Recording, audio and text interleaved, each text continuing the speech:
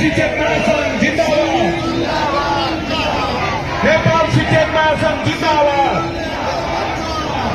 कृपया मूल ब्यानरलाई पछाडिबाट साथीहरूले अलिक नेपाल शिक्षक महासंघ जिंदाबाद, नेपाल शिक्षक महासंघ जिंदाबाद।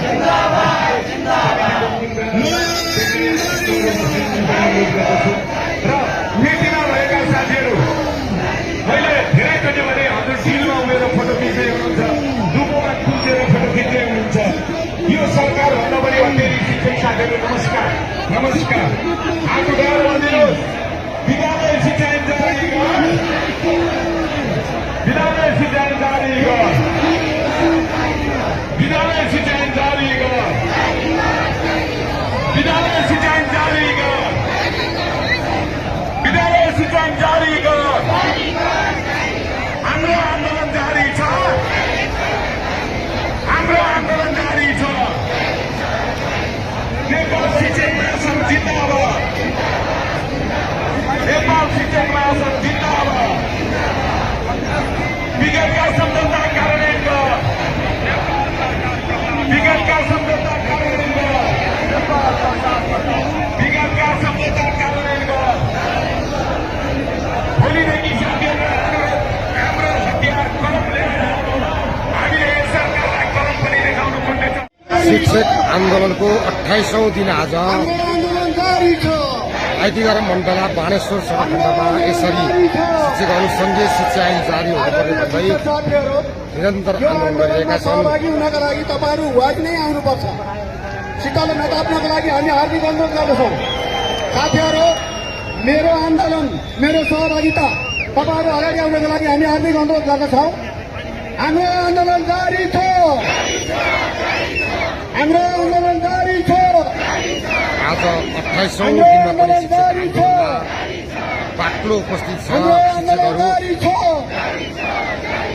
नेपाल शिक्षक महासंघ जिन्दाबाद, नेपाल शिक्षक महासंघ जिन्दाबाद। हाम्रो माग पुरा गर, शिक्षक पिट्न पाइँदैन, शिक्षक पिट्न पाइँदैन। हाम्रो माग पुरा गर, हाम्रो माग पुरा गर। आदरणीय यो मञ्चबाट आबद्ध समस्त संस्थाका आदरणीय अध्यक्षज्यू बाहेक अरू सबैजना तल झर्दैन मैले हार्दिक अनुरोध गरेँ। फेरि पनि सबैजनाले हात उठाएर भनिदिनुहोस्, विद्यालय शिक्षा ऐन जारी गर, विद्यालय शिक्षा ऐन जारी गर, विद्यालय शिक्षा ऐन जारी गर। हाम्रो आन्दोलन जारी छ, हाम्रो आन्दोलन जारी छ। शिक्षक पिट्न पाइँदैन, शिक्षक पिट्न पाइँदैन। पुरानो ऐन चाहिँदैन, शिक्षक पुरानो ऐन चाहिँदैन।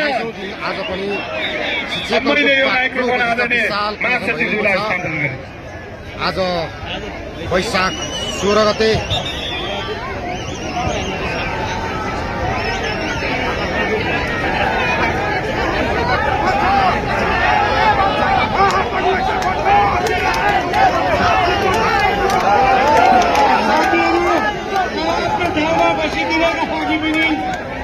हार्दिक अनुरोध गर्न विशाल प्रदर्शन छ। आज शिक्षक आन्दोलनको सडक शिक्षक आन्दोलनको 28औं दिन आज यो बाणेश्वर सडकमा जनाटन गरिएको छ। सबै साथीहरूलाई अनुरोध गर्न चाहन्छु।